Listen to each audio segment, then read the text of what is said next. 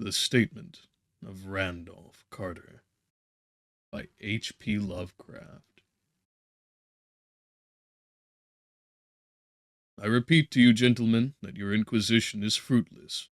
Detain me here forever, if you will. Confine or execute me if you must have a victim to propitiate the illusion you call justice. But I can say no more than I have said already.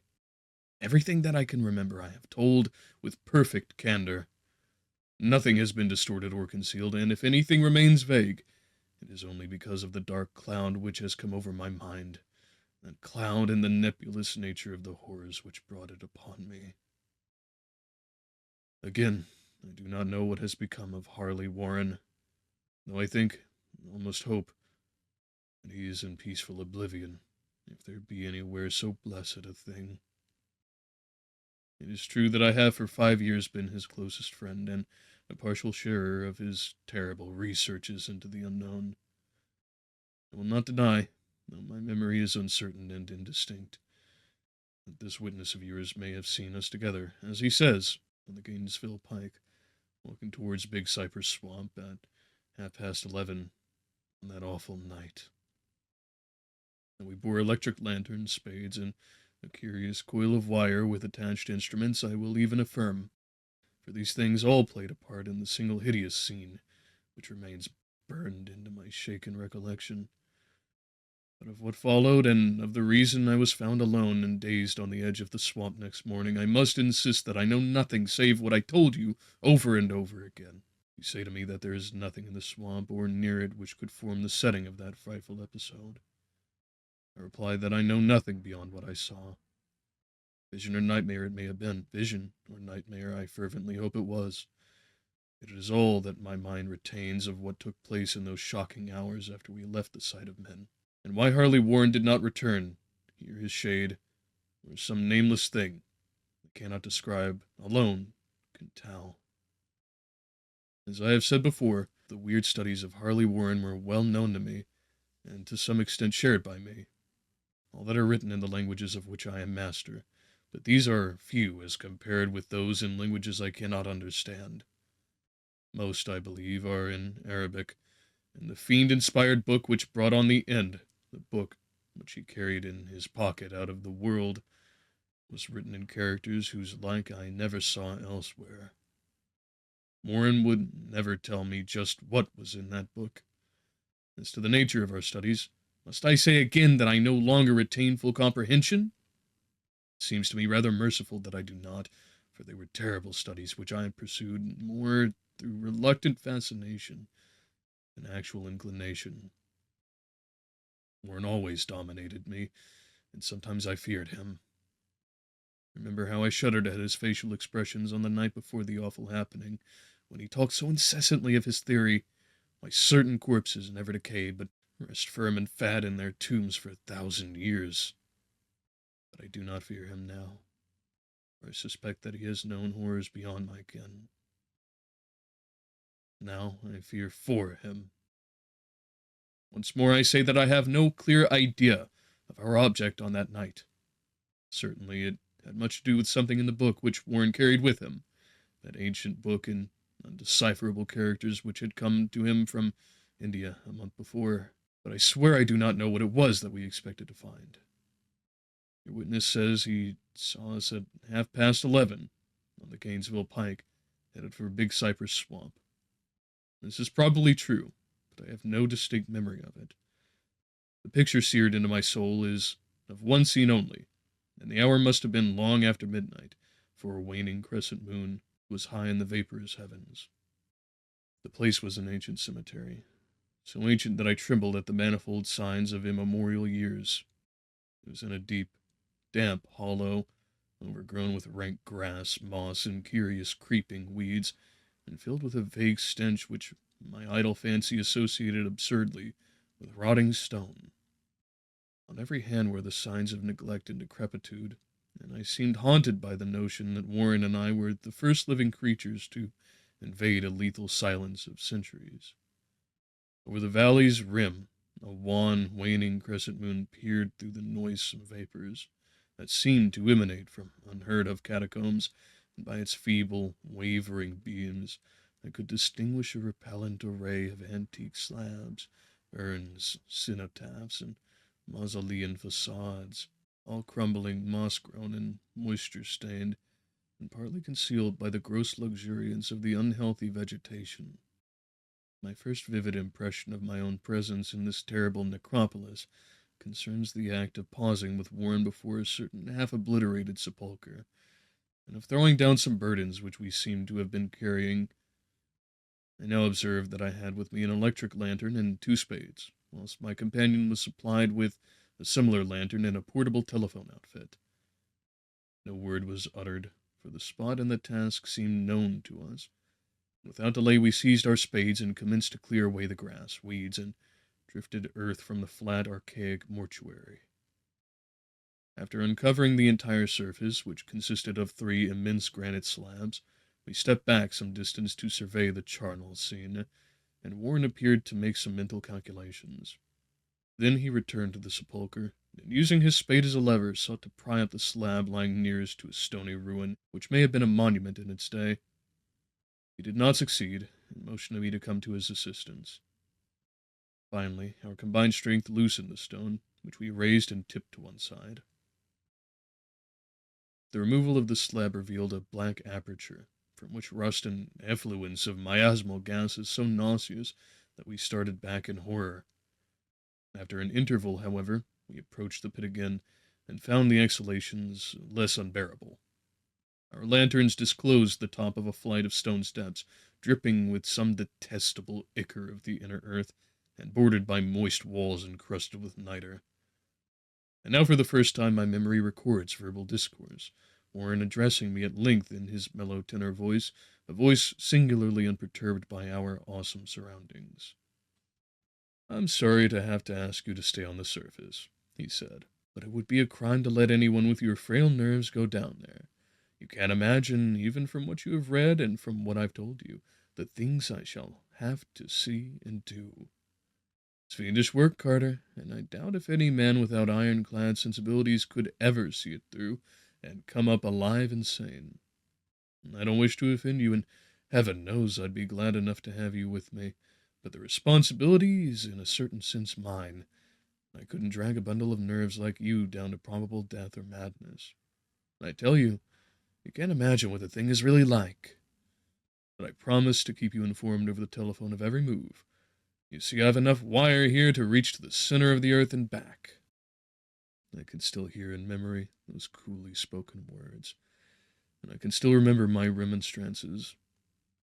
I seemed desperately anxious to accompany my friend into these sepulchral depths, and he proved inflexibly obdurate.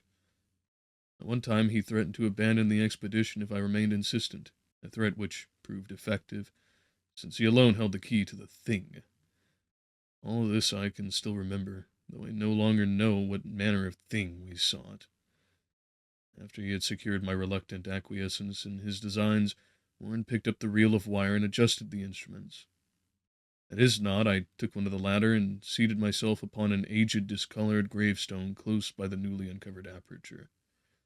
Then he shook my hand, shouldered the coil of wire, and disappeared within that indescribable ossuary. For a moment I kept sight of the glow of his lantern, and heard the rustle of the wire as he laid it down after him, but the glow soon disappeared abruptly, as if a turn in the stone staircase had been encountered, and the sound died away almost as quickly. I was alone, yet bound to the unknown depths by those magic strands whose insulated surface lay green beneath the struggling beams of that waning crescent moon. In the lone silence of that hoary and deserted city of the dead, my mind conceived the most ghastly fantasies and illusions, and the grotesque shrines and monoliths seemed to assume a hideous personality, a half-sentience. Amorphous shadows seemed to lurk in the darker recesses of the weed-choked hollow, and to flit as if in some blasphemous ceremonial procession past the portals of the mouldering tombs in the hillside, shadows which could not have been cast by that pallid, peering crescent moon. I constantly consulted my watch by the light of my electric lantern, and listened with feverish anxiety at the receiver of the telephone, but for more than a quarter of an hour heard nothing. Then a faint clicking came from the instrument, and I called down to my friend in a tense voice. Apprehensive as I was nevertheless unprepared for the words which came up from the uncanny vault in accents more alarmed and quivering than any I had heard before from Harley Warren. He who had so calmly left me a little while previously now called from below in a shaky whisper more portentous than the loudest shriek. God, if you could see what I am seeing. I could not answer. Speechless, I could only wait. Then came the frenzied tones again. Carter, it's terrible, monstrous, unbelievable. This time my voice did not fail me, and I poured into the transmitter a flood of excited questions. Terrified, I continued to repeat, Warren, what is it? What is it? Once more came the voice of my friend, still hoarse with fear, and now apparently tinged with despair. I can't tell you, Carter. It's too utterly beyond thought. I dare not tell you. No man could know it and live. Great God, I'd never dreamed of this. Stillness again, save for my now incoherent torrent of shuddering inquiry. Then the voice of Warren in a pitch of wilder consternation. Carter, for the love of God, put back the slab and get out of this if you can.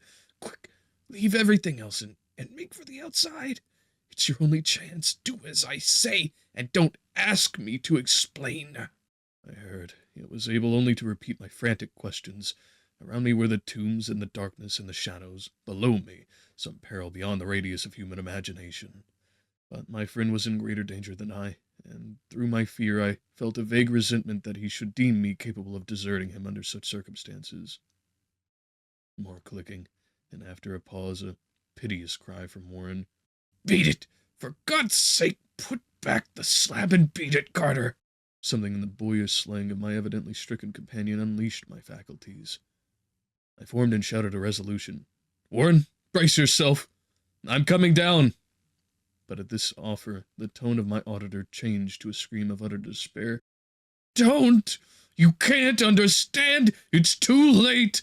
And my own fault! Put back the slab and run! There's nothing else you or anyone can do now! The tone changed again, this time acquiring a softer quality, as of hopeless resignation. Yet it remained tense through the anxiety for me. Quick, before it's too late! I tried not to heed him, tried to break through the paralysis which held me, and to fulfill my vow to rush down to his aid. But his next whisper found me still held inert in the chains of stark horror. Carter! Hurry! It's no use. You must go. Better one than two. The slab. The pause. More clicking. Then the faint voice of Warren. Nearly over now. Don't make it harder. Cover up those damned steps and run for your life. You're losing time. So long, Carter. Won't see you again. Here, Warren's whisper swelled into a cry that gradually rose to a shriek fraught with all the horrors of the ages. Curse these hellish things! Legions! My God! Beat it! Beat it! Beat it! After that was silence. I know not how many interminable aeons I sat stupefied, whispering, muttering, calling, screaming into that telephone. Over and over again through those aeons, I whispered and muttered, called, shouted, and screamed, Warren! Warren! Answer me! Are you there? And then there came to me the crowning horror of all, the unbelievable, unthinkable, almost unmentionable thing. I said that aeons seemed to elapse after Warren shrieked forth his last despairing warning, and that only my own cries now broke the hideous silence. But after a while there was a further clicking in the receiver, and I strained my ears to listen. Again I called down, Warren! Are you there? Then, in answer, heard the thing which has brought this cloud over my mind. Do not try, gentlemen, to account for that thing, that voice. Nor can I venture to describe it in detail, since the first words took away my consciousness and created a mental blank which reaches to the time of my awakening in the hospital. Shall I say that the voice was deep, hollow, gelatinous, remote, unearthly, inhuman, disembodied? What shall I say? It was the end of my experience. It is the end of my story. I heard it and knew no more. Heard it as I sat petrified in that unknown cemetery in the hollow, amidst the crumbling stones and the falling tombs, the rank vegetation and the miasmal vapors. Heard it well up from the innermost depths of that damnable open sepulchre, as I watched amorphous, necrophagous shadows dance beneath an accursed waning moon. And this is what it said. You fool. Warren is dead.